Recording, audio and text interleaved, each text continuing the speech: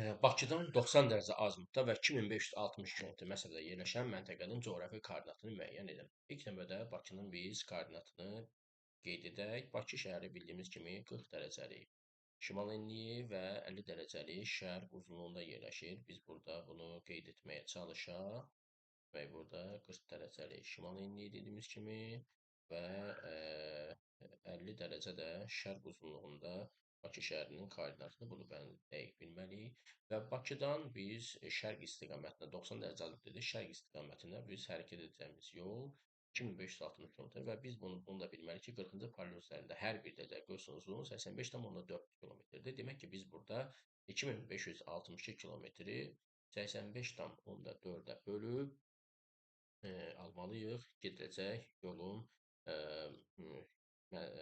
dərəcəsini təyin etmiş olacaq beləcə və burada alacaq cavab 30 dərəcə. Demək ki, biz 30 dərəcə şərqə tərəf hərəkət etməliyik və 50 şərqin üstünə də 30 dərəcə məsafə gəlməklə biz 80 dərəcə şərq uzunluğuna çatmış olacaq. Beləcə bizim doğru bəndimiz isə yekun olaraq doğru bəndimiz 40 dərəcə şimal enliyi, 50 dərəcə, 80 dərəcə şərq uzunluğu olacaqdır tam olaraq və doğru bəndimiz gördüyünüz kimi burada qeyd olunub. 40 dərəcə şimal enliyi, 80 dərəcə şərq uzunluğu.